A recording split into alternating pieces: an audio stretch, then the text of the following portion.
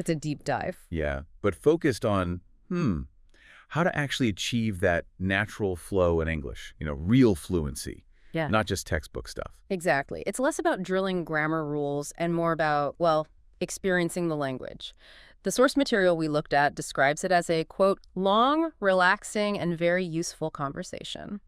And the whole mission, really, is to get you, the listener, ready to just listen, learn, and crucially speak English naturally over a good stretch of time comfortably. It's about creating this low-pressure environment for conversation. Which feels really different, doesn't it? Because so often language learning comes with this weight of expectation or fear. And what really jumped out at me from the sources is this core idea.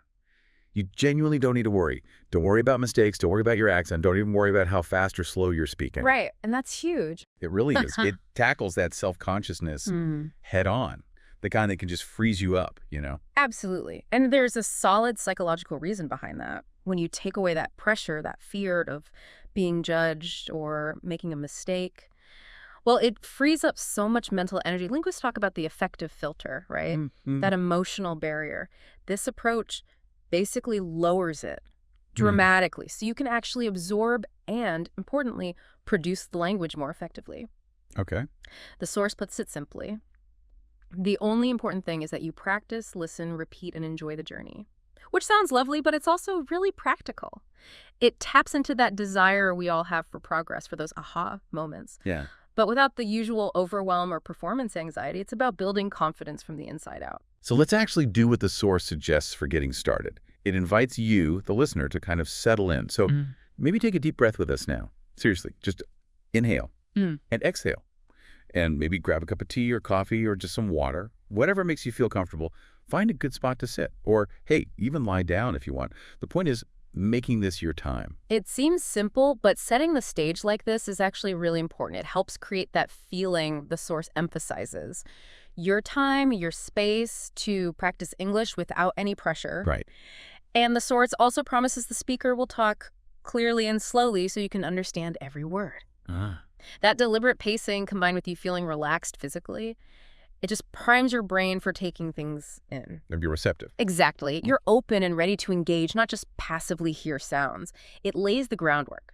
The core philosophy, cultivating confidence through conversational immersion. Okay, let's unpack this core philosophy a bit more, because it really is quite different. One of the ideas that honestly seemed a bit strange at first was this. Talking to yourself in English.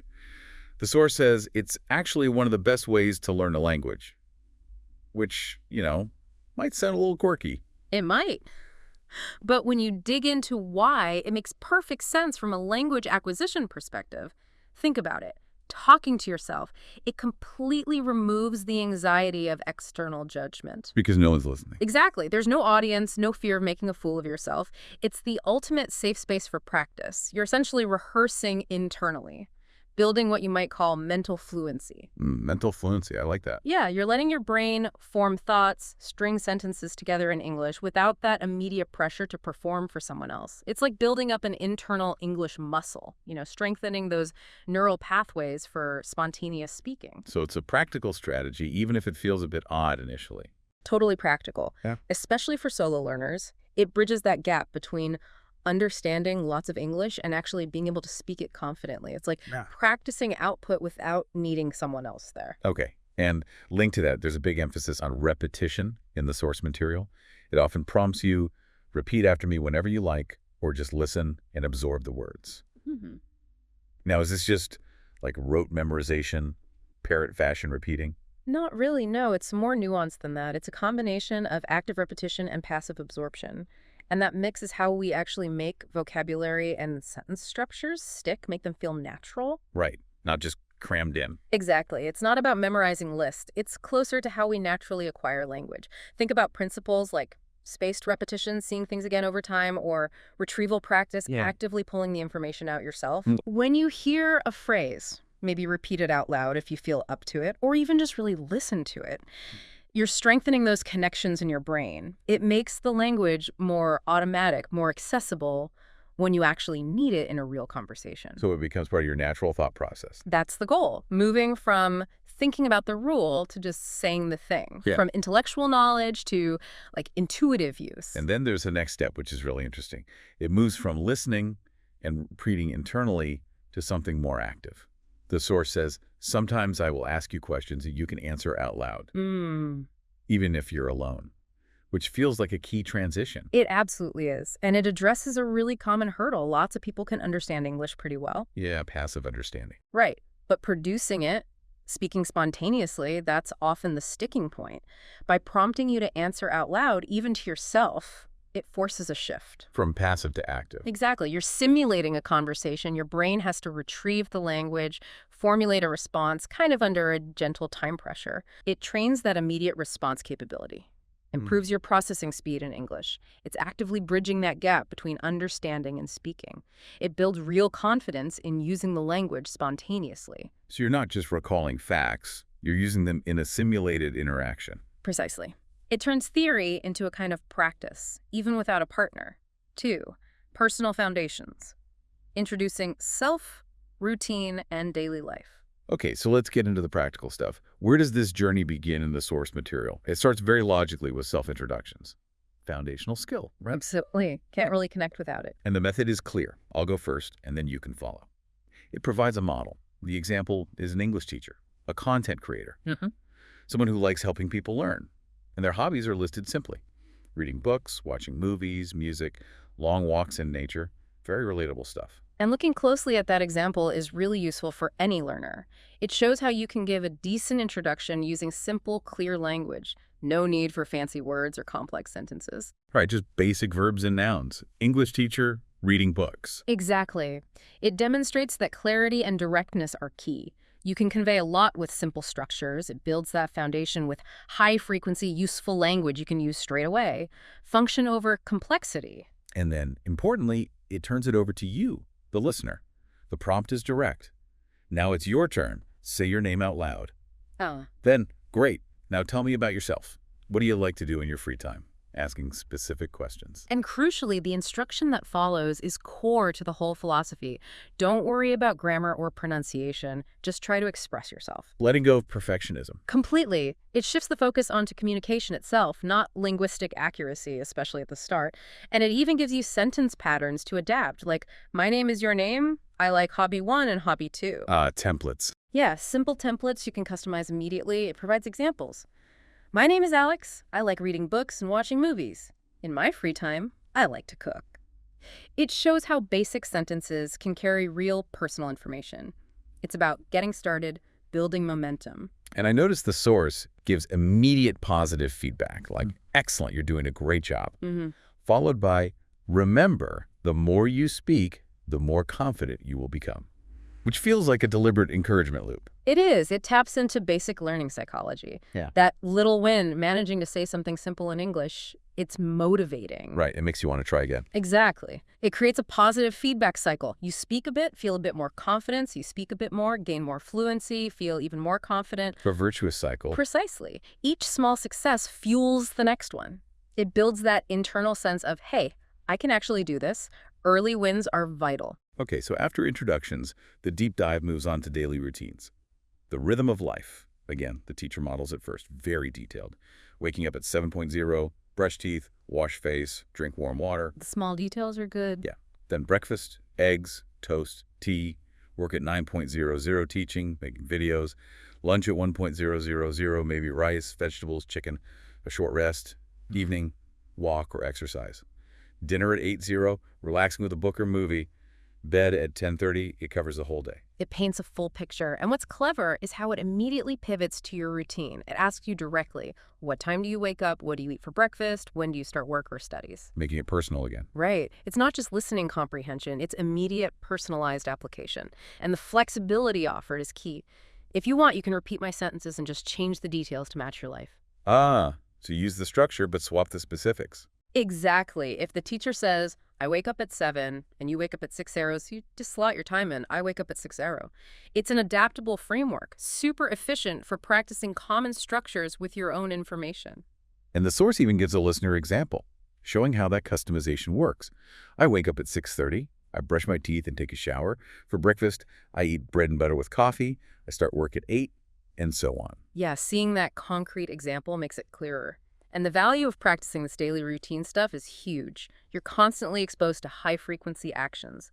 Waking, eating, working, The sleeping. core vocabulary of life. Totally. And the common sentence patterns that go with them. It makes these essential phrases feel second nature, automatic. You're not just building functional English you can use right away.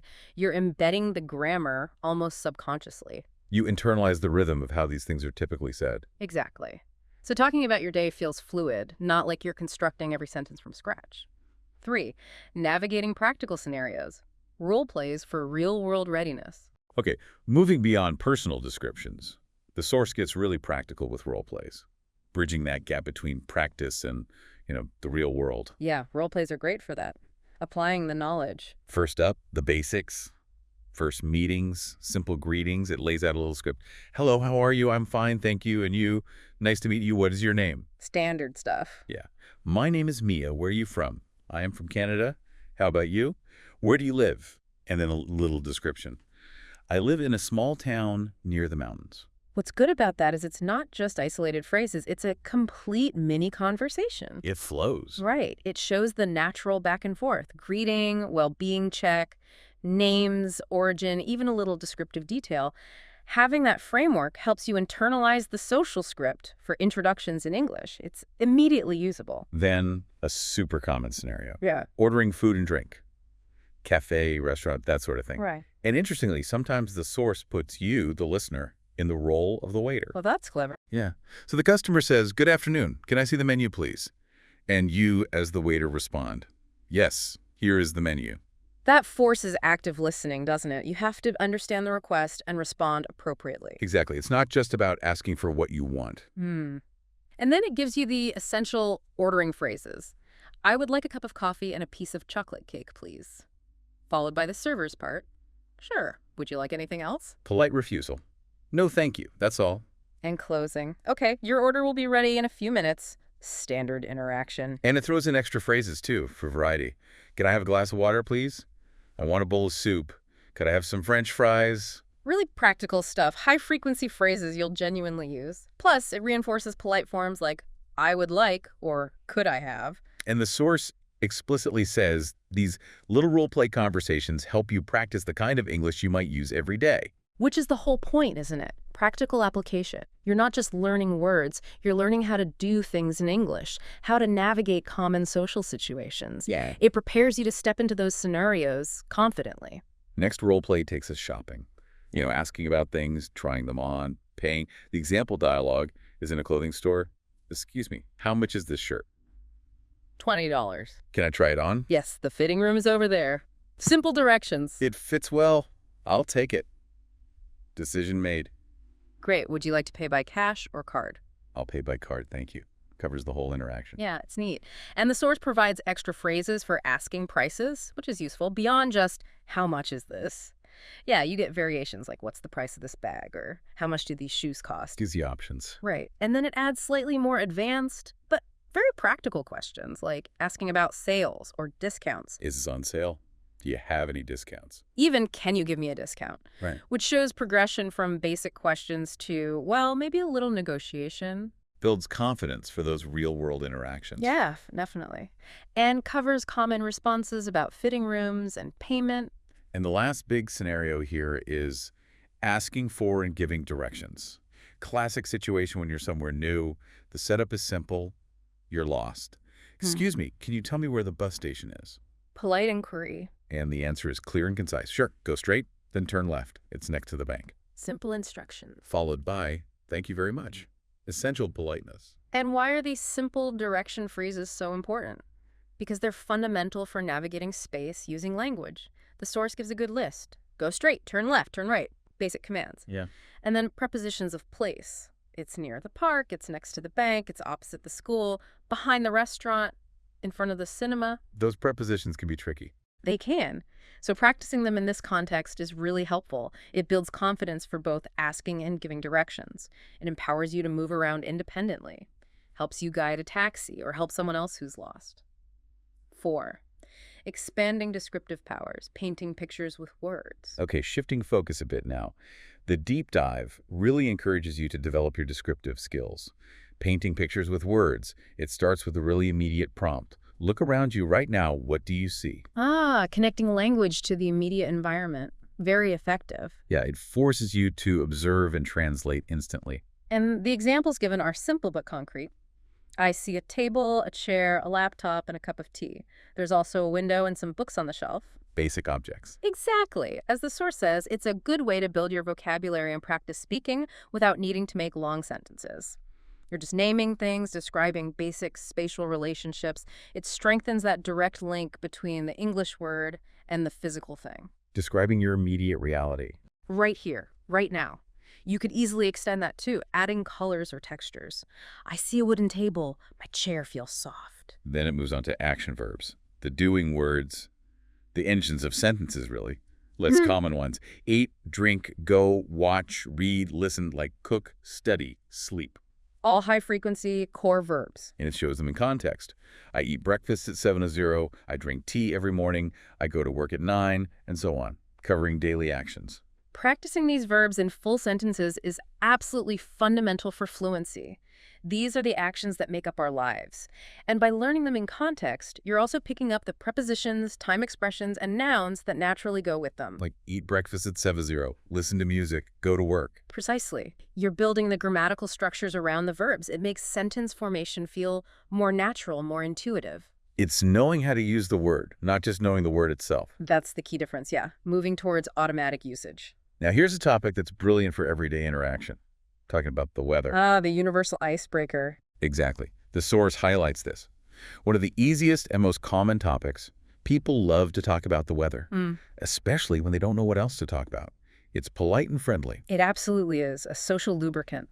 And the source provides a good range of descriptive weather vocabulary to handle most situations. It's a sunny day today, sky is clear and blue, or it's very hot outside, I need a cold drink. Covers rain too.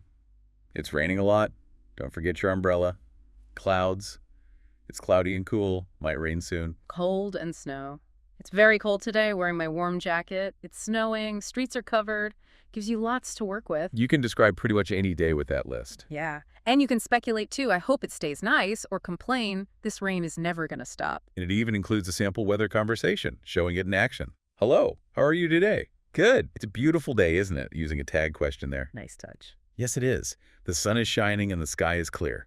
Agreement and elaboration. I hope it stays like this all day. Sharing a wish. Me too. I love sunny weather. Expressing personal preference. Short, simple, effective. And even those brief exchanges build conversational muscle. It's not just describing, it's agreeing, sharing feelings, building rapport. That kind of small talk is crucial. And having words like hot, cold, cloudy, sunny, windy, stormy, foggy, snowy lets you engage with nuance. You can go beyond just saying it's nice or it's bad. Exactly. You can say how it makes you feel or what you'll do because of it. It's so sunny, I think I'll go for a walk later. Connects it to your life. The descriptive practice then expands to people and objects, adding more detail. For objects, the examples are specific. This bag is very heavy. That chair is made of wood. My phone is black and slim. Relatable descriptions. This room is small but clean. My shoes are old and dirty. That table is big and round, using common adjectives. And then it smoothly transitions to describing people, which is obviously very useful. Well, she's tall and thin, he has short hair, he's wearing a red shirt. Basic physical attributes and clothing. Also includes state or appearance. She is smiling. He looks tired. She is very friendly. And the really smart part is inviting you to describe yourself. Right. I have long hair. I am wearing jeans and a t-shirt. I have brown eyes. That makes it immediately personal and relevant. You're grounding the adjectives in your own reality. Makes them stick. You're describing yourself right now. Yeah. Your clothes, your features, you could easily add more detail. I'm wearing dark blue jeans and a comfortable t-shirt. Adding nuance. V. Engaging with personal interests and social connection. Okay, this next section really emphasizes language for connection and what connects people more than food. True. Universal language. The source explores favorite foods using the teacher's examples. Right. Pizza, with specifics like extra cheese, tomatoes, olives. Pasta, fried rice, grilled chicken, salads, and dessert. Chocolate cake, ice cream. Provides a good range of food vocabulary right there. Dishes, ingredients. And then, crucially, it turns it back to you, the listener. How do you talk about your food preferences? Yeah, it gives examples designed for personalization. I like pizza. I love eating noodles. My favorite food is biryani. I enjoy chocolate cake. Covers drinks too. I like drinking cold coffee. And habits. I eat fresh fruits every morning. The focus is squarely on your likes, your habits. Genuine expression makes it much more engaging. Food is such a rich topic, isn't it? Culture, memory, daily life. Endless conversation potential. You can talk about cooking, restaurants, different cuisines. And it smartly revisits the practical skill of ordering in a restaurant, reinforcing it with another dialogue. Good evening. Welcome. Can I take your order, please? Yes, I would like a chicken sandwich and a glass of orange juice, please. Specific order. Would you like anything else? No, thank you. That's all. Okay, your order will be ready in a few minutes. Repetition builds mastery. Definitely. And it also branches out into talking about healthy eating habits, which is another relevant everyday topic. Sentences like, I drink 8 glasses of water every day. I eat fresh fruits and vegetables. I avoid junk food. Basic health advice, framed as personal habits. Yeah. I sleep for 8 hours at night. I go for a walk every morning. More examples. I drink lemon water.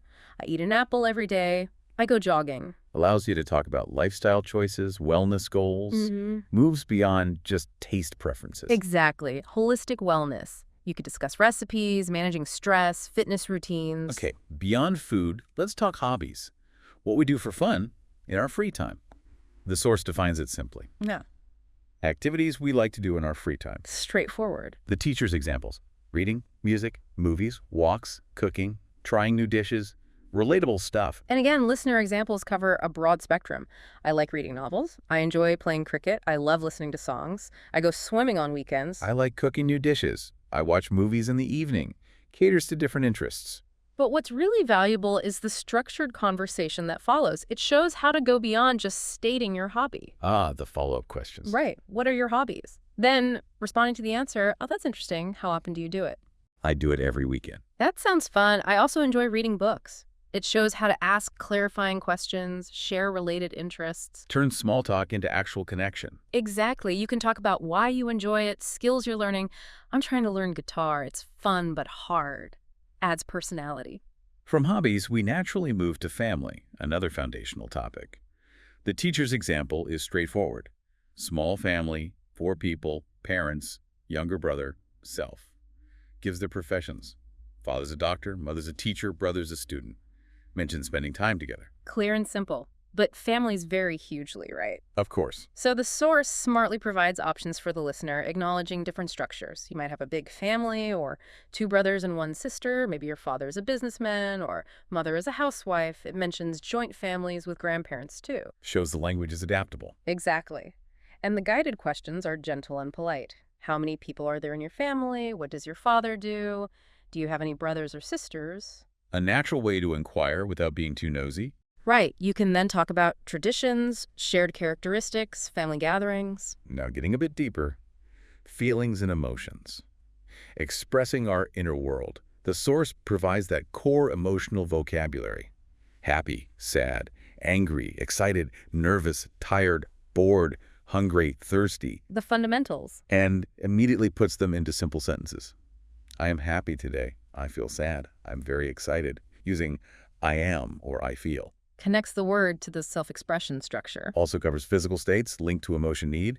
I am hungry, let's eat something. I am thirsty, I need water. Practical needs. The sample conversation is simple too. How are you feeling today? Then, importantly, asking why. Why are you happy? That's wonderful. I hope you stay happy. Supportive response. And then it goes further, exploring the reasons behind feelings. That's a key step. I feel happy when I listen to music. I feel good when I visit friends. I'm excited when I watch football. Nervous before an interview. Adds complexity and nuance. Links feelings to situations or triggers. Exactly. It shows how you can articulate the why behind your emotions, even with basic vocabulary. You could also talk about intensity. I'm a little tired versus I'm completely exhausted. And rounding out this personal expression section, likes and dislikes. Defining our tastes. The examples cover a good range. Food. I like ice cream. Don't like bitter vegetables. Entertainment. Love listening to music. Don't enjoy scary movies. Activities. Like going for long walks. Don't like getting up early. Varied preferences. And again, listener options acknowledge individuality. I like chocolate, don't like spicy food, love playing football, dislike noisy places, enjoy swimming, hate waking up early. Uses different verbs, too, like love, enjoy, dislike, hate. Mhm. Shows degrees of preference. Right. And the conversation structure encourages elaboration. What do you like to do? Is there anything you don't like? And crucially, why don't you like it? Again, pushing for the why. Yeah. Moving beyond just stating a preference to explaining the reason. That's where conversations get interesting. It adds depth and personality. You could use softer phrases, too, like, I'm not keen on, or stronger ones I can't stand, depending on the Yes, feeling. exactly. More tools for nuanced expression. 6. Navigating the world. Time, seasons, places, and practicalities. Okay, let's broaden the scope now to navigating the world around us. Starting with time, absolutely essential. It reviews the basics. What time is it? And answers, it's 5:00:807. It's 10 minutes past 8, though 10 past 8 is more common. Minor point, yeah. But the core is there. And crucially, it immediately connects telling time to talking about routines and plans. Asking, what time do you wake up? What time do you go to work? When do you have lunch? Shows the practical application. It's not just knowing how to read a clock. Right. It's using time language functionally to discuss schedules. You could expand this easily to talk about appointments, deadlines, past events, future plans using time markers. My meeting is at 3 p.m. The train leaves in 10 minutes. From time, we move to the cycles of nature. Seasons. It lists the 4 main ones: spring, summer, autumn or fall, and winter. And notes each has its own weather, activities, clothes. Sets the scene. Then it gives descriptive sentences for each. I like spring because the flowers bloom. Summer is very hot. In autumn, the leaves fall. Winter is very cold. Connects the season to a key characteristic or activity. Enjoy eating ice cream in summer.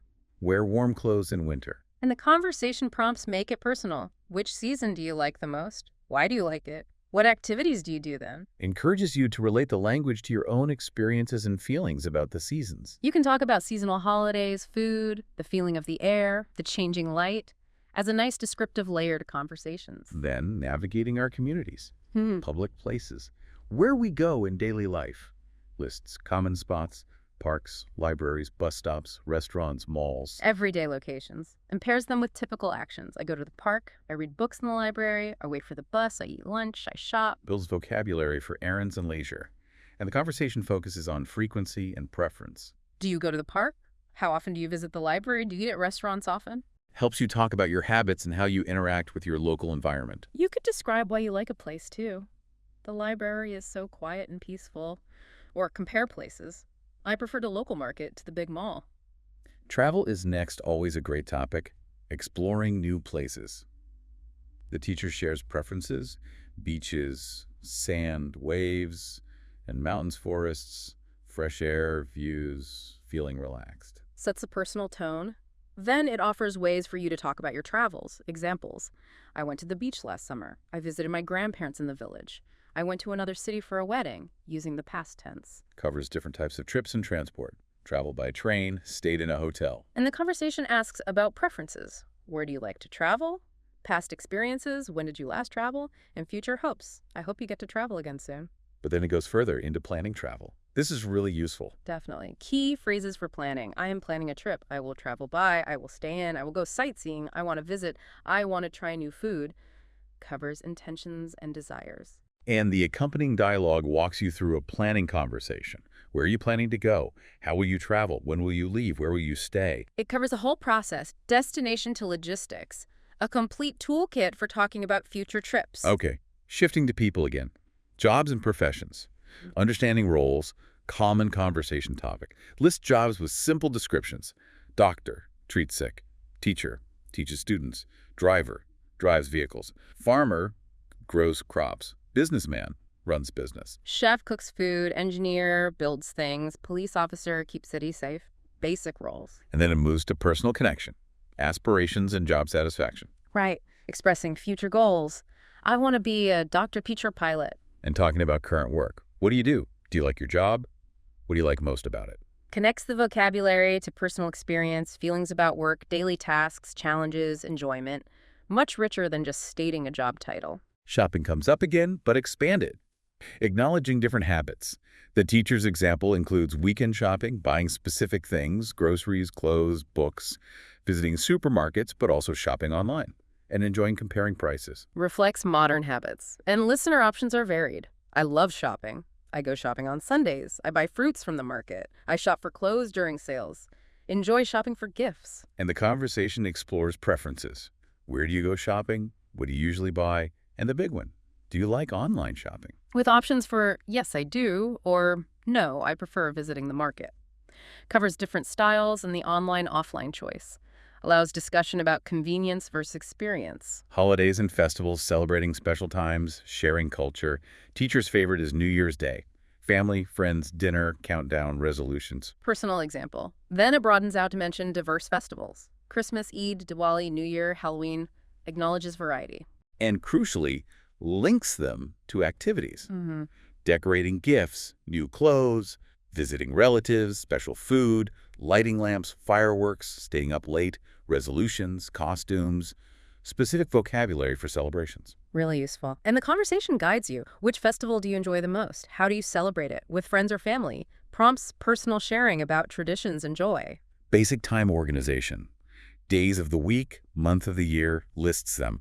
Monday to Sunday, January to December. Foundational. But shows how to use them contextually. Today is Monday. Meeting on Wednesday. Movies on Saturday. Sunday is a holiday. Same for months. My birthday's in January. Weather in April. Holidays in August. December is very cold. Linking them to events or characteristics. And the dialogues integrate them naturally. What day is it? What do you do on weekends? Favorite day? When is your birthday? Which month do you like? Practical application. Colors adding vibrancy to descriptions. Lists the basics. Red, blue, yellow, green, black, white, pink, orange, brown, purple. And shows usage. My favorite color is blue, like wearing black clothes. This flower is red, sky is blue, bananas are yellow. Simple descriptive sentences. Conversation is straightforward. What's your favorite color? Why do you like it? Expressing preference. You could easily expand on the why, linking colors to feelings or objects. I like blue because it reminds me of the ocean. Transportation, getting around. Essential vocabulary. Lists modes. Car, bus, train, bicycle, airplane, boat, motorcycle. And sentences showing use. I go to school by bus. Travel to other cities by train. Like riding a bicycle. Never traveled by airplane. Enjoy boat rides. Covers different experiences and preferences. Conversation focuses on habits and experience. How do you go to work, school? Have you ever traveled by plane? Opens the door to discussing pros and cons of different methods, public transport in your city, etc. Sports, common ground for many social interactions. Lists popular ones. Cricket, football, basketball, tennis, badminton, swimming, running. And sentences for discussing engagement. I love playing cricket. Favorite sport is football. Watch basketball on TV. Play tennis with my friend. Go swimming every Sunday. Covers playing, watching, favorites. Conversation probes deeper. Which sport do you like most? Do you play it or just watch? Who is your favorite player? Allows for more detailed discussion about teams, athletes, rules, the excitement of games, health benefits. And finally in this section, clothing. What we wear. Lists items. Shirt, trousers, jeans, skirt, t-shirt, jacket, sweater, dress, common garments. Sentences demonstrate usage. I am wearing a blue shirt. She is wearing a red dress, bought a new jacket, wearing a sweater because it's cold. Describing current attire or purchases. Conversation is immediate. What are you wearing today? What's your favorite dress? Connects to personal style and current situation. You could expand to talk about clothes for different occasions, seasons, fashion, materials. 7. Advanced communication skills. Planning and interacting. Okay, let's move into skills that are slightly more complex, but still very much part of everyday life. First, making plans. Organizing social stuff. The source gives key phrases for scheduling. Are you free this weekend? Do you want to go out for coffee? Making suggestions. Let's meet at the mall. Negotiating time and place. What time should we meet? Where should we go? Responding. I'm busy on Saturday. How about Sunday? Essential toolkit. And the simulated dialogue shows the whole process. Yeah, it's really practical. Hey, do you want to go to the park tomorrow? Invitation. Answer. Then what time should we meet? Logistics. Answer. Then let's meet at 5 p.m. Proposal. Great. See you then. Confirmation. It covers the full cycle. You could practice polite ways to decline, too, or suggest alternatives. Makes the skill more robust. Next, making phone calls. Still essential, despite texting. The source provides common phone phrases, covering the whole call flow. Starting. Hello, may I speak to John? Identifying yourself. Hi, this is Mia. Opening pleasantries. How are you? Stating purpose. I'm calling to talk about our meeting. Managing availability. Can you call me back later? Handling wrong numbers. Sorry, I think you have the wrong number. Closing. Thank you for calling. Goodbye. Covers many bases. And the short conversation example puts it together. Hello, is this Sarah? Yes, speaking. Hi, this is Mia. How are you? I was wondering if we are still meeting today.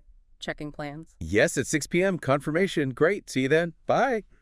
Shows a typical brief, informal call objective achieved. You could add phrases for bad connection or leaving voicemails for even more practical skill. And finally, a really versatile topic, favorite things. A great way to personalize any conversation. The source lists lots of categories: color, actor, singer, food, place, sport, movie. Broad appeal. And gives concrete examples. My favorite color is blue. My favorite actor is Tom Cruise. Favorite singer, Taylor Swift, etc. Makes it tangible. Why is talking about favorites so effective conversationally? Because it's inherently personal and open-ended, it invites sharing and connection. The simple questions, what's your favorite food? Who is your favorite actor? What's your favorite color? Are easy ways to move beyond basic facts into preferences, opinions, and memories. Allows for genuine connection. Exactly. And you can always elaborate on the why.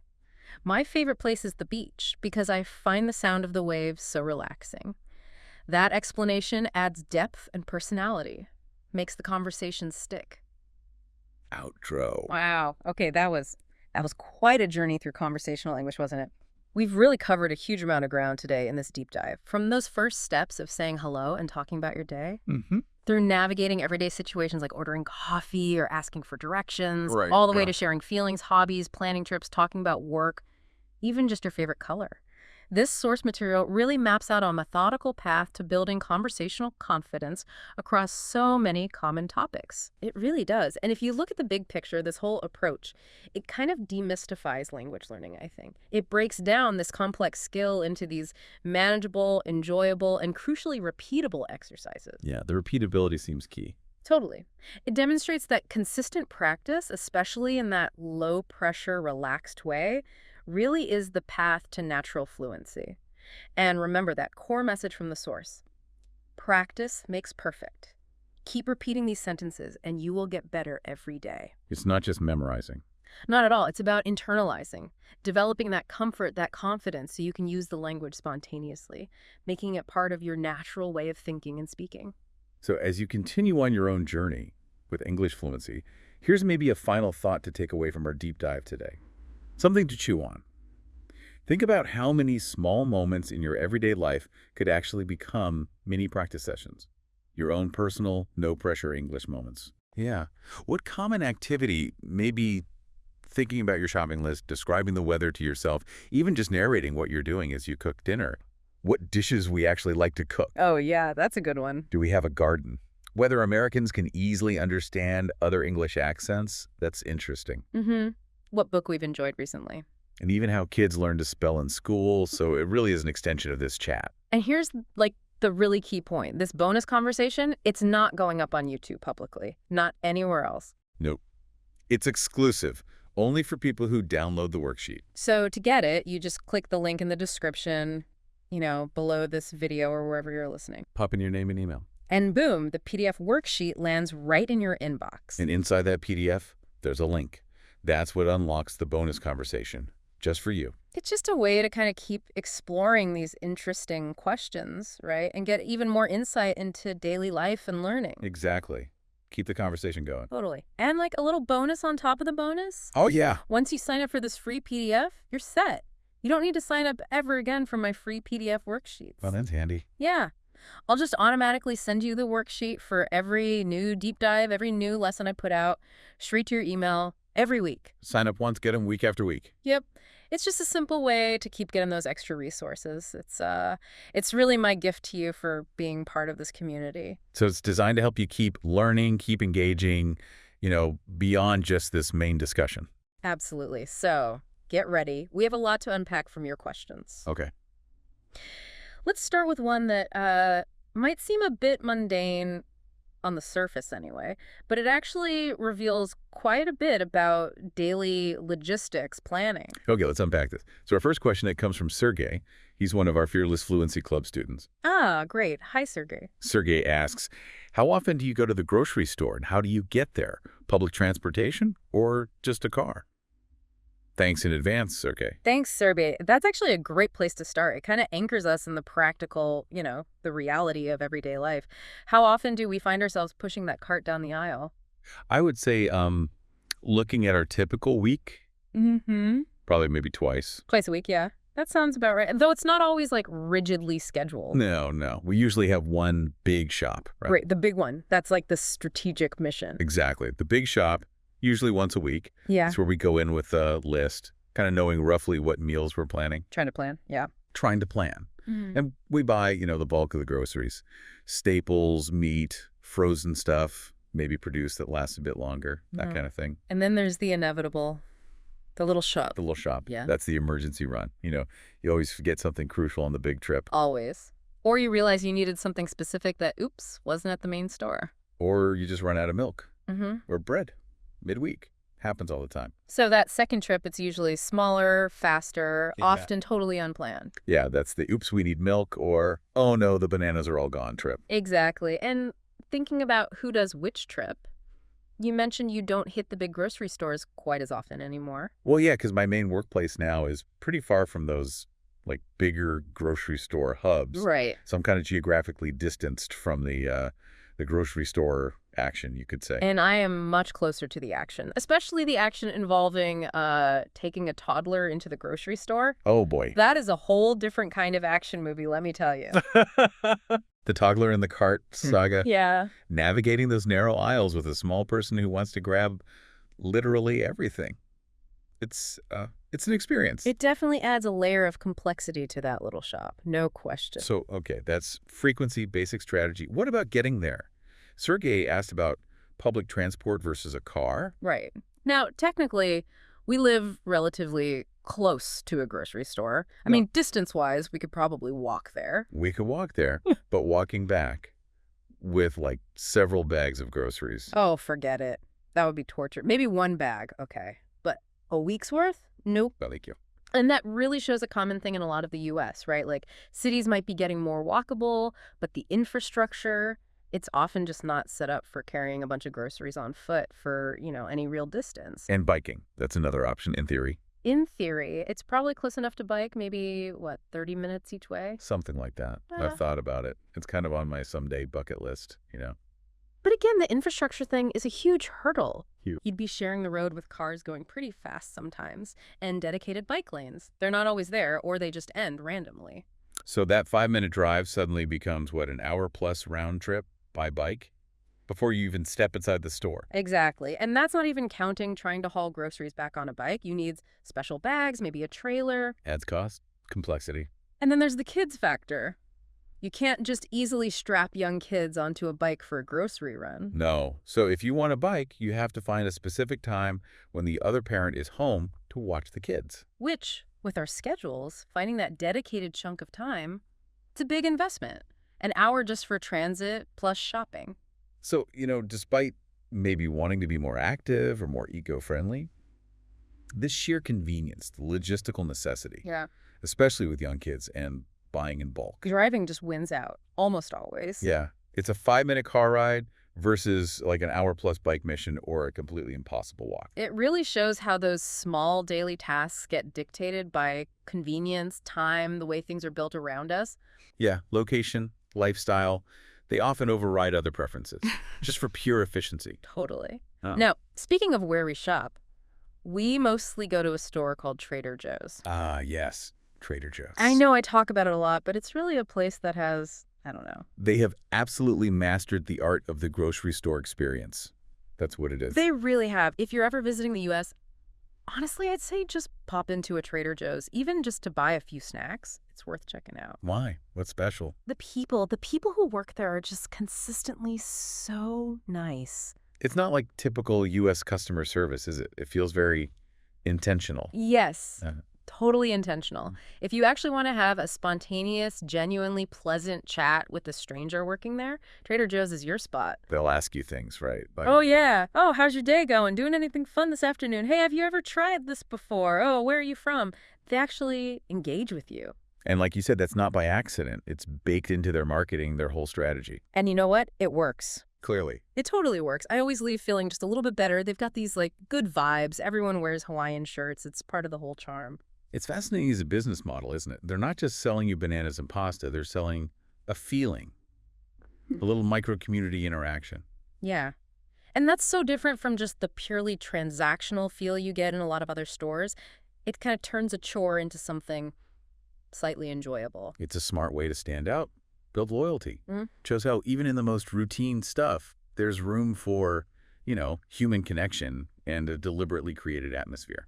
that's a really good point. So, Sergey, that's our deep dive on grocery runs. The frequency, the strategy, the transport stuff dictated by convenience, and even those little cultural bits about customer service. Yeah, it's a good example. Even a simple question can unpack deeper patterns about daily life. Absolutely.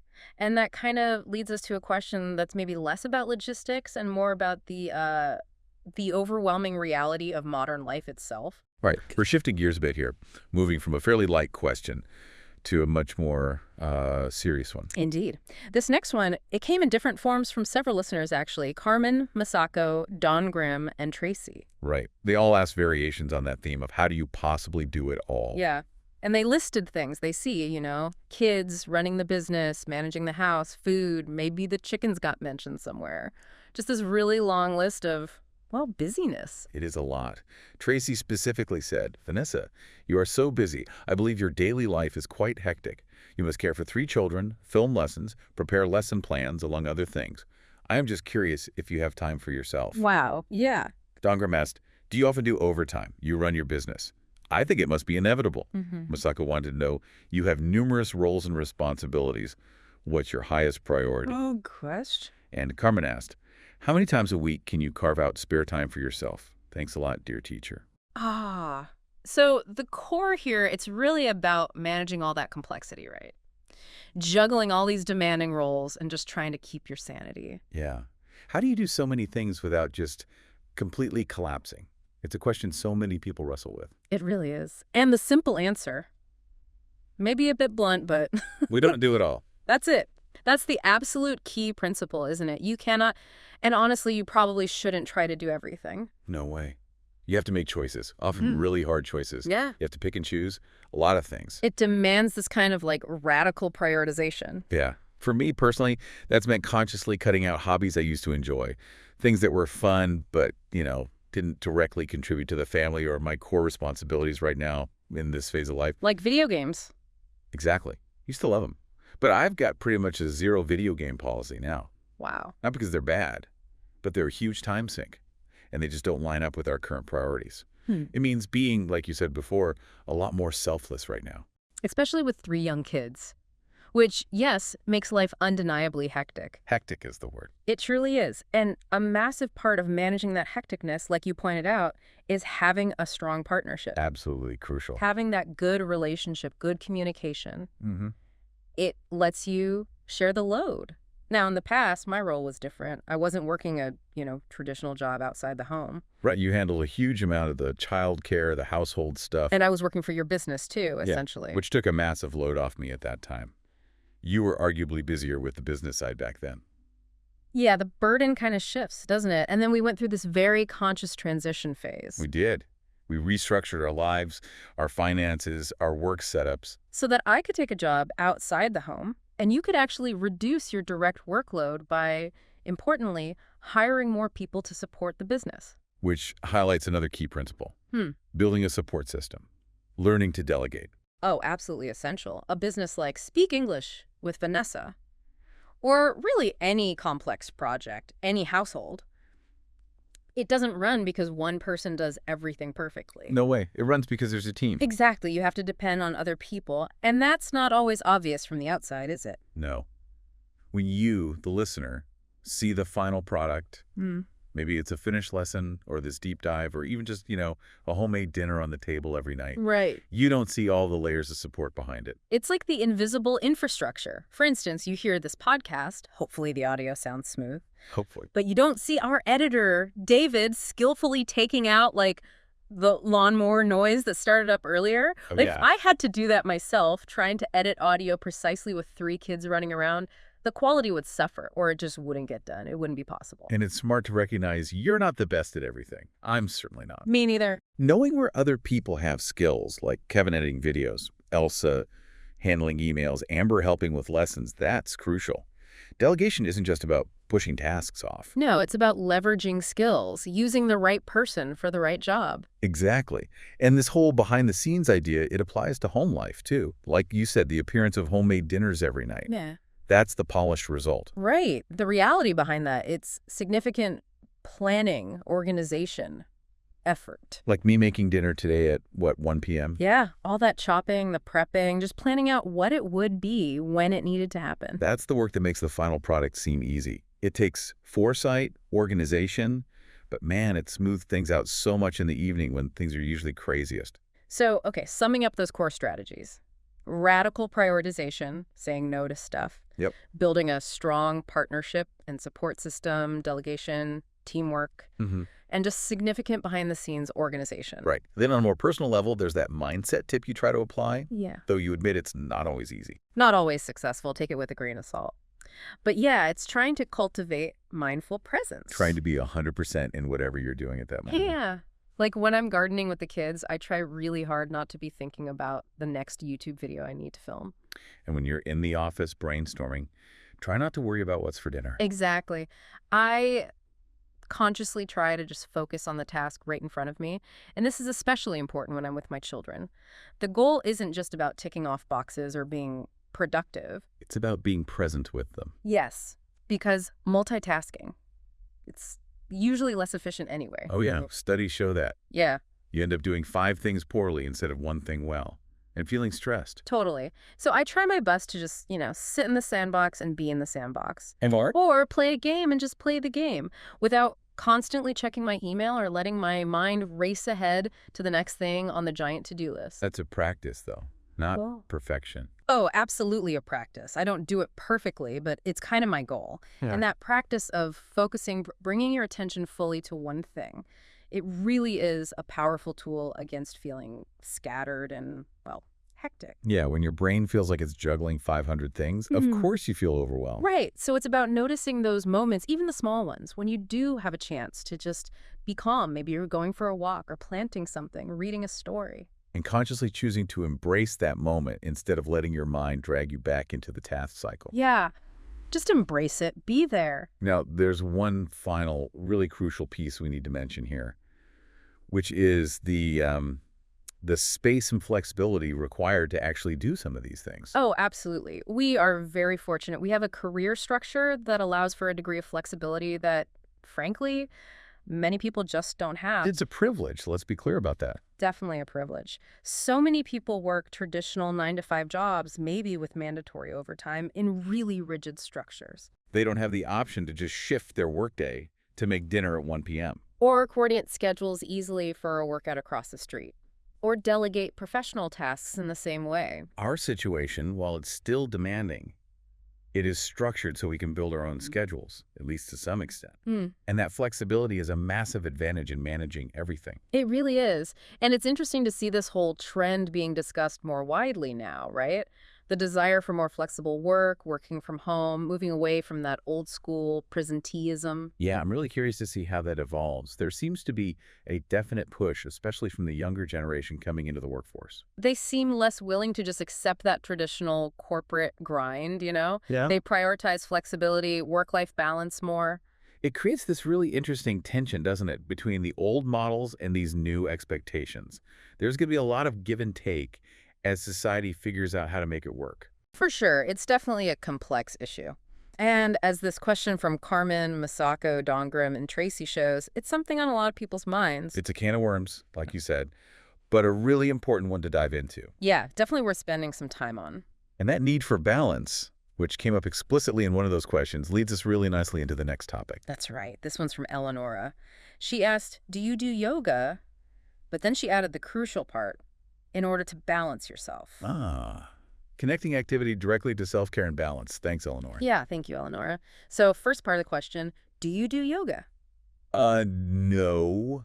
Not currently. Not in any, consistent way. I've tried it. We did it together, remember? For quite a while back in South Korea. We did. That was probably the longest stretch, maybe a year. Something like that. And honestly, it's just not really for me. I like the idea of yoga. I like the vibes, but I have zero flexibility, like none. Mhm. So I found it more frustrating than balancing. See, I'm the opposite. I actually like doing yoga. But like so many things we've just talked about, I feel like I don't have a life for it right now. That seasons of life thing again, prioritization. Exactly. I would absolutely love to go to a real in-person yoga class. Maybe twice a week. That sounds amazing. Hmm. But right now, I'm choosing to be the main caregiver for our youngest all day. And fitting work into naps and after bedtime. Right.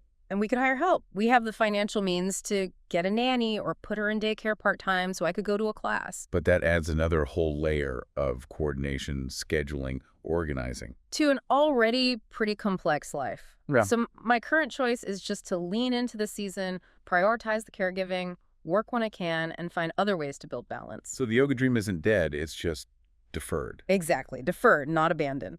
When she's older, maybe in school, a couple years perhaps, then absolutely, I'll be looking for those classes. You have a place in mind, right? I do. There's a local place, Asheville Community Yoga, that I really love the feel of. It's a nonprofit. And the cool thing is, all the teachers are volunteers. Wow. Yeah.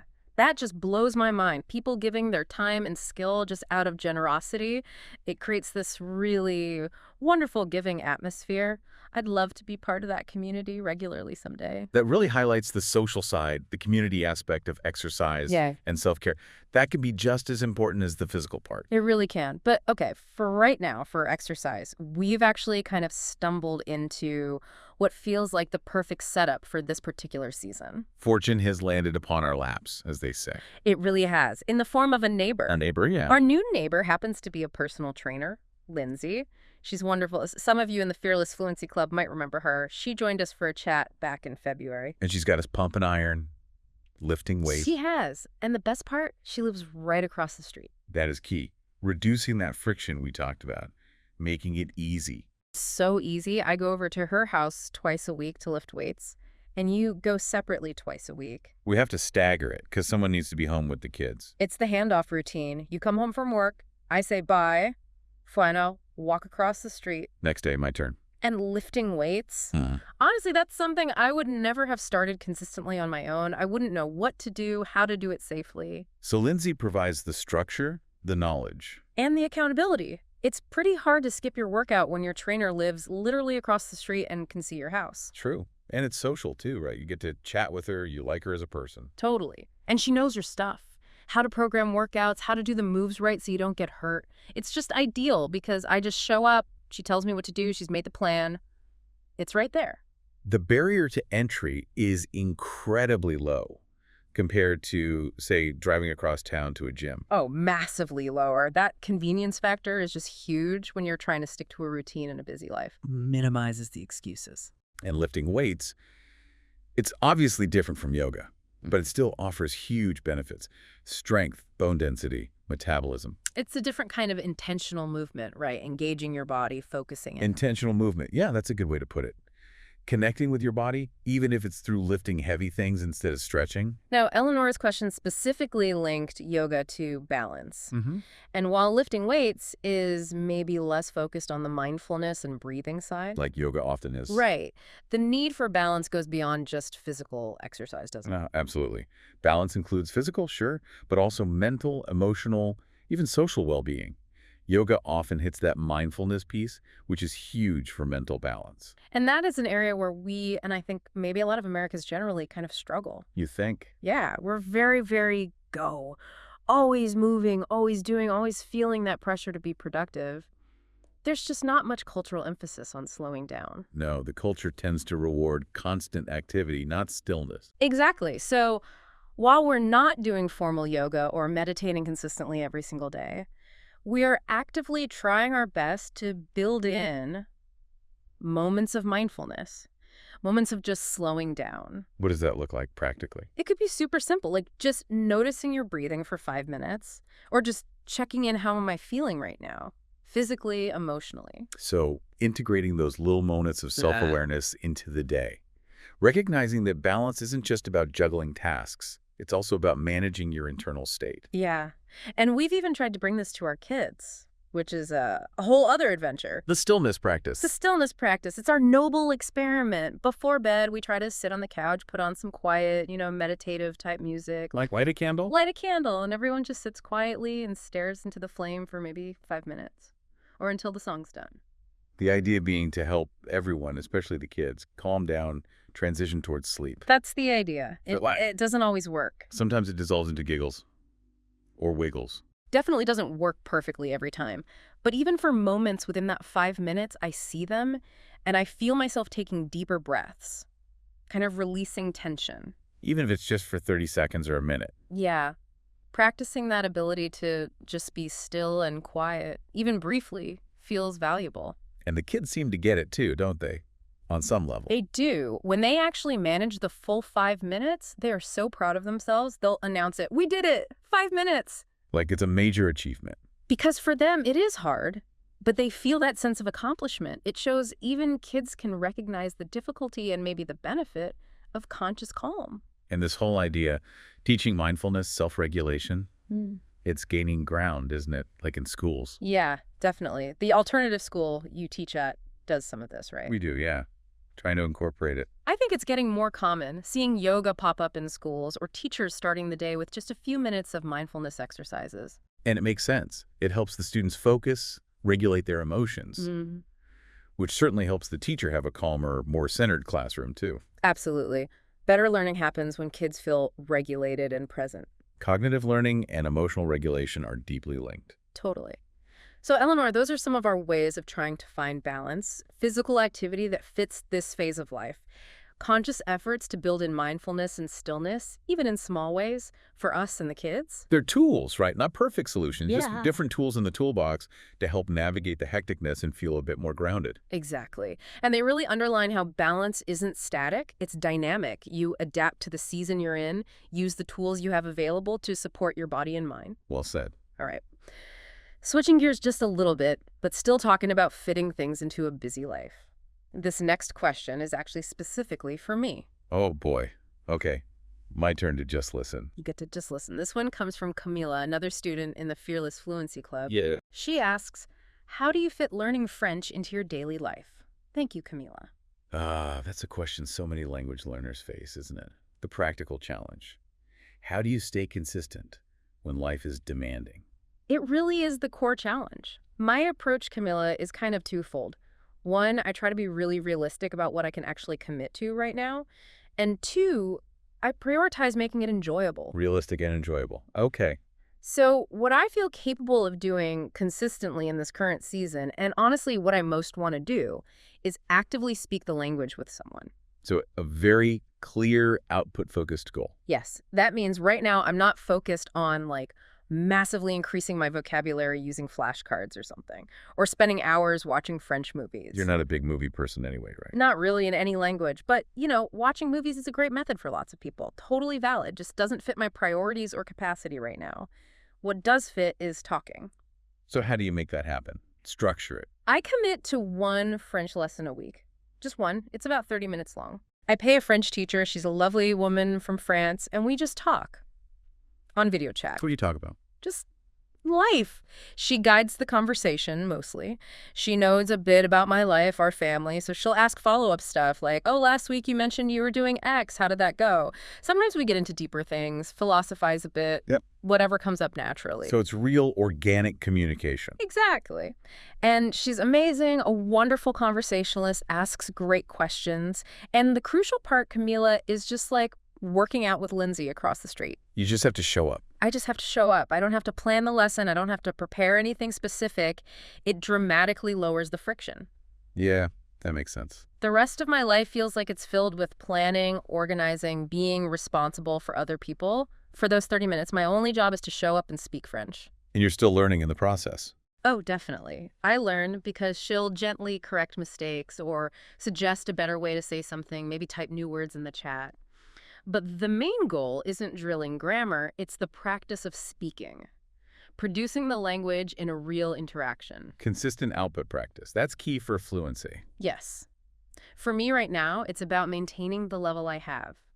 It's dedicated time just for me, it's enjoyable.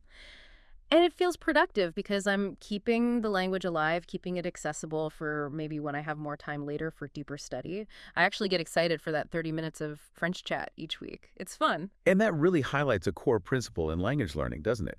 The absolute necessity of active output, input listening, reading. It's foundational. You need it. Totally. But you don't actually develop fluency, that ability to retrieve words quickly, build sentences on the fly, without practicing speaking and writing. It's the difference between recognizing a word passively. And actually being able to use it yourself in a real conversation. Exactly. And this, honestly, this is the number one thing I tell my own students. If you are serious about improving your English, you must find time to speak it regularly with another person. Make it non-negotiable. Yes, if you feel like you genuinely cannot find 30 minutes a week, just half an hour, to speak with someone, you need to seriously reevaluate your priorities, because it is absolutely possible. 30 minutes. Yeah. Once a week. Why is it so vital? Okay, first, accountability. You've got a time booked with someone else. Second, it's real. It's authentic conversation. You have to understand in real time, react, formulate your own thoughts, respond. You're not just passively taking stuff in. No, you're not just reading a book or watching this video. You are active. You're participating in this dynamic exchange. That real-life communication builds confidence and fluency faster than almost anything else. It forces you to use the language under a bit of pressure, which is where the real growth happens. It does. And look, it can feel incredibly scary, especially at first. I get it. You might feel nervous, unsure what to say, worried about mistakes. All of that is totally normal. Everyone feels that way starting out. Everyone. But you can do it. And it's essential if your goal is genuine fluency, real confidence. You want to communicate in English. Speaking is the practice of communication. You got to do it. And finding a supportive place to do that practice can make all the difference. Oh, absolutely. Which ties back nicely to the Fearless Fluency Club students, like Camilla, who asked this. One of the best features of the course, I think, is the student-led speaking groups. Right. Students meeting up specifically to talk. Yes. They get together on Zoom multiple times a week just to practice speaking with each other. It's like a built-in community just for output practice. Exactly. And because everyone in the group is also learning, they understand. They get that nervous feeling, that frustration of not finding the right word, the hesitation. They support each other. It is so amazing to see. That shared experience, the mutual support, Yeah. it lowers that psychological barrier, doesn't it? It really, really does. So if you're listening and thinking, okay, I need to speak, but who do I talk to? Consider joining the Fearless Fluency Club and jumping into one of those student-led speaking groups. Take the plunge. Yeah! It will feel scary the first few times. That's okay. That's expected. But after a few weeks, then a few months of doing it consistently in that supportive space, you'll be amazed at how much more confident you feel, more comfortable, even excited about speaking English. Plus, you make friends from all over the world. How cool is that? We've definitely seen students form real connections, haven't we? Even meeting up in person sometimes. Oh, it makes my heart so happy when I hear about students meeting up in different countries. That's the power of language, connecting people. So, Camila and anyone else wrestling with this, remember the principles. Be realistic. Find something enjoyable, like real conversation. Prioritize it. Lower the friction. Even just 30 minutes a week makes a huge difference. That's a great takeaway. Consistent effort, finding your way to practice, makes all the difference. Okay, let's move on. Our next question dives into another one of those everyday habits that turns out to be surprisingly revealing about culture. All right, this one's from Walter. He asked, do Americans brush their teeth in the morning? And then he wanted more detail. In general, do American people brush their teeth after or before breakfast, or twice? Warmest regards. Thanks, Walter. This is a fantastic question. Seems so simple, but wow, it highlights how even basic personal care routines can vary so much across cultures, even between individuals in the same culture. Definitely. First, the disclaimer, right? We can only talk about our habits, general observations, not for all Americans. Exactly. I think this is actually pretty varied. I don't think there's one single rigid standard here at all. It's funny how something so personal touches on those cultural norms about public versus private space, daily rituals. It really is. My most striking experience with this difference was when we lived in South Korea. Remember that? It was incredibly common there for people to brush their teeth after every meal. Oh, yeah, including lunch. Yeah. At work, at school. You'd walk into the office bathroom after lunch, and there'd be like a group of adults all standing at the sinks brushing their teeth together. Which felt weird to us at first, didn't it? Totally weird. Coming from a U.S. background where brushing teeth felt like this very private, do it in your own bathroom kind of thing, seeing colleagues doing it publicly in a shared bathroom felt surprising, almost like unprofessional, which is completely irrational, but it just shows those ingrained expectations about what's public versus private hygiene. But then you quickly understood the practical side in Korea. Oh, I got it fast, Yeah. especially after eating kimchi. The little red pepper flakes. Always. Yeah. Stuck right in your teeth. So, brushing after lunch makes total sense from a comfort perspective, a social perspective. It's a practical response to the food and the cultural norms around appearance. Fascinating how diet shapes habits. So, okay, back to the U.S. context. Yeah. For us, and probably many Americans, the standard routine we learned as kids was usually Brush your teeth in the morning and brush them in the evening before bed. That was the basic instruction. And Walter's specific question, morning timing. Before or after breakfast? Okay, thinking back to childhood, I think the general vibe was brush your teeth in the morning. And that usually meant right after you woke up, which is often before breakfast. Even though logically it makes more sense to brush after eating, right? To clean away the food. Totally. It makes more sense after, but the habit for many seems tied more to the wake up and get ready routine rather than the post-eating cleanup routine. Interesting. And what about now? What's our current habit? Nowadays, okay, I almost always brush my teeth in the evening before bed. That's pretty solid. In the morning, probably close to every day. Usually right when I wake up, before eating anything. Why before? Honestly, sometimes it's just motivated by not wanting you to smell my morning breath. So yeah, brush right after waking, then have breakfast, and I don't typically brush again right after breakfast, unless there's like a specific reason. Like getting bits and pieces of food out, as you say. Yes, that's my extra little habit I've picked up. Especially since I work from home now, it's easy. Sometimes after a meal, I won't do a full brush with toothpaste, but I'll just rinse my mouth and quickly run a toothbrush over my teeth. Just to dislodge anything obvious. Yeah, it's like my waving a toothbrush in front of your face magic, just getting rid of food bits. A pragmatic solution made possible by being home with easy bathroom access. Exactly. If I were working in a formal office, I probably wouldn't be doing that midday toothbrush wave. So see, even my own habits change based on my environment and routine. So based on general observation, what's commonly taught, the standard American practice, if there is one, is probably brushing after waking up, often before breakfast, and then again before going to bed. Yeah, that feels like the most common frequency and timing, morning and night. But again, not universal. Some people only brush once. Some always brush after breakfast. Some use mouthwash like crazy. It's quite personal. It really speaks to how, even with recommended best practices for dental hygiene, what people actually do often comes down to childhood habits, personal preference, lifestyle, culture. All those factors mixed together. Definitely. So, hey, if you're an American listening to this, let us know in the comments. We're genuinely curious. Do you brush in the morning, before or after breakfast, twice? Are you like a dental hygiene superhero? Tell us. All right, Walter, hope that little peek into our habits and some general thoughts helped answer your question. It really does show, doesn't it? What seems like a totally universal daily act can have all these surprising cultural variations. Indeed. Okay, now for our final question in this main deep dive. Yeah. Before we remind everyone about that bonus conversation, this one takes us into the realm of personal taste, emotion. Yes. This is from Usra Rare Moon on YouTube. And the question is, what is a song you can listen to and never be bored? Thank you, Usra Rare Moon. This is a fun one to end on. Never be bored. Wow, that's a high bar. A song that always engages you no matter how many times you've heard it. Okay, I have a couple. One is maybe a bit cliche, but I think for good reason. Can you guess? A song you never get bored of. You? No idea. Hit me. Bohemian Rhapsody by Queen. Ah, okay. Yes.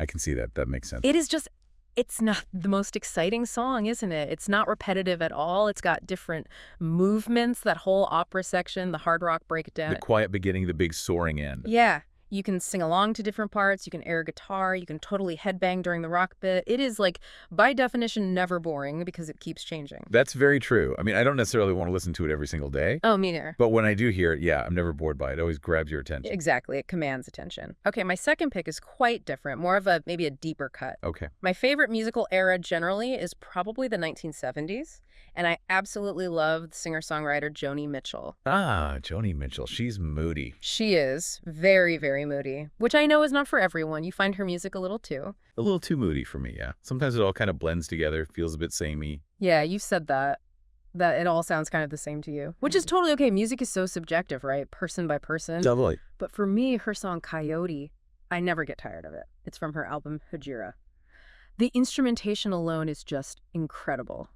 Sparse but amazing. Just her voice, acoustic guitar, some conga drums, and this bass line that is just phenomenal. This really, really good bassist. So the musicianship itself keeps it engaging for you. Yes, the playing is captivating. But honestly, the main reason for me is the lyrics. I think Coyote has some of the absolute best storytelling lyrics ever written in a song. Wow. High praise. She just paints these incredibly vivid pictures, evokes these complex emotions about, like, transient relationships, freedom. It's poetry set to music. Even if the moodiness isn't your thing, the artistry is just undeniable for me. Okay, interesting.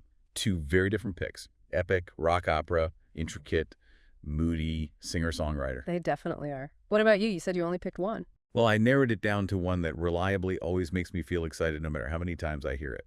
And that is Teenage Dream. Katy Perry. Yep. Ah, okay, yes. That's pure pop energy right there. It's engineered to be catchy, uplifting. I can totally see how that one is never boring. It just has this undeniable energy, right? And that perfect pop structure. It always makes you want to move or sing along or something. Okay, that makes total sense. Yeah.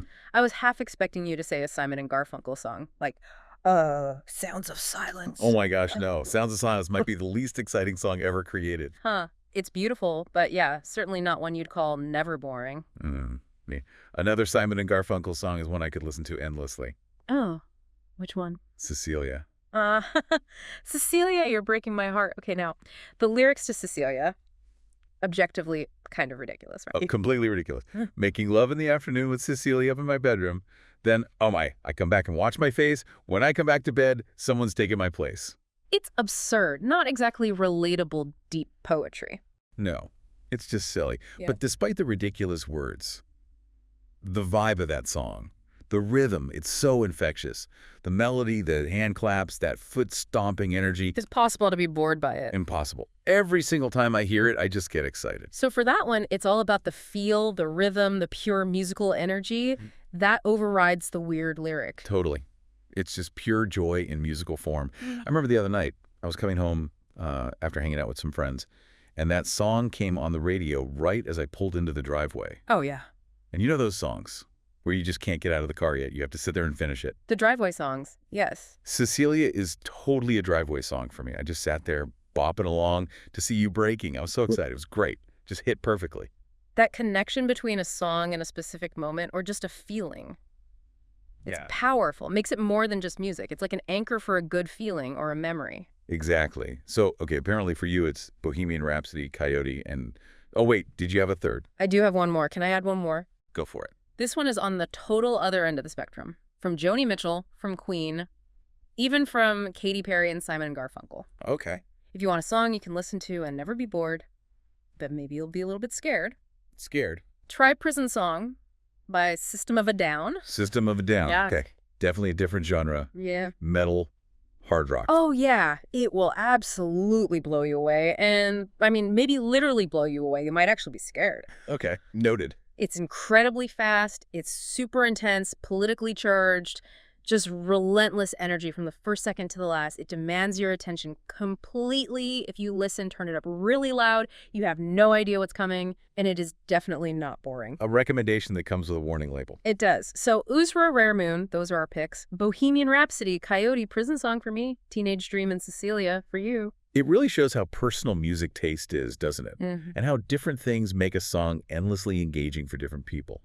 Complexity, storytelling, pure pop catchiness, rhythm, raw energy. And how the context you hear it in can make a difference, too. Definitely. So, to all of you listening, we'd love to know, what's your song? The one you can always listen to and never get bored. Let us know in the comments. Yeah, please do. It's fascinating how music connects with us like that, on such a personal level. Rooted in rhythm, melody, lyrics, memory, all of it. Absolutely.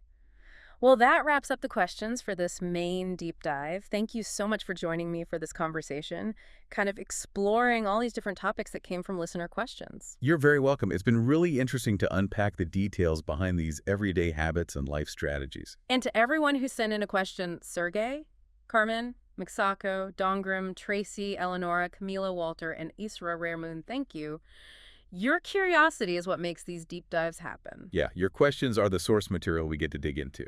Now, as I mentioned way back at the beginning, we do have that bonus conversation lesson related to this deep dive. Right, where we tackle even more of your questions. Yeah, digging into stuff like cooking, gardening, accents, books, how kids learn spelling, lots of good stuff. And the crucial reminder, this bonus conversation is not available publicly on YouTube. It's exclusive, only for folks who download the free PDF worksheet. Yes, we're actually about to record that right after we finish this, so the only way to unlock it, the only way to access it, is by downloading that free PDF. So how do they do that again? Super simple. Just click the link that's in the description right below this video or wherever you're listening right now. But it's a link. It'll take you to a page. Just enter your name and email address there. Okay.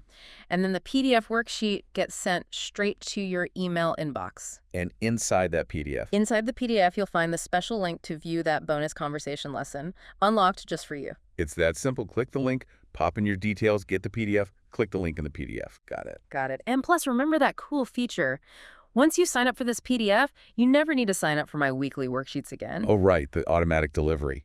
Yeah, I'll just automatically send them to your inbox every week when a new one comes out. That's pretty cool. Way to keep getting those valuable learning resources without having to think about it. Exactly. It's my gift to you, really, for being part of this learning community. So thank you again for learning English with me through these deep dives. We're going to continue this conversation about listener questions in just a minute for our bonus conversation. See you over there. And I'll see all of you again next Friday for a new lesson right here. Bye-bye. But wait, do you want more? Think about it. We've spent this time unpacking how we navigate daily demands, find balance, fit in learning, even how we brush our teeth. A lot of it comes down to adapting to circumstances, relying on others, right? Mm-hmm. So it makes you think about your own life. How much of your daily routine is just a result of convenience? Mm-hmm. Or cultural habits you never questioned? Or maybe just the influence of the people around you? Yeah, that's a good point. And if you took some of those principles we talked about, like radical prioritization, building support, that mindful presence thing, finding low-friction ways to practice things, what's one small adjustment you could make in your own life, maybe starting today? Something that might bring you just a little more focus or a deeper connection, or maybe just carve out 5 minutes to really enjoy a song you love. Good food for thought. And hey, if you're looking for another deep dive right now, I actually recommend watching this video next. Oh yeah, what's that one about? You'll listen to another natural conversation, this time diving into the topic of education, including that question that always gets people curious. Why did Dan not go to school until he was a teenager? Ooh, intriguing. Well, you'll just have to watch that video to find out.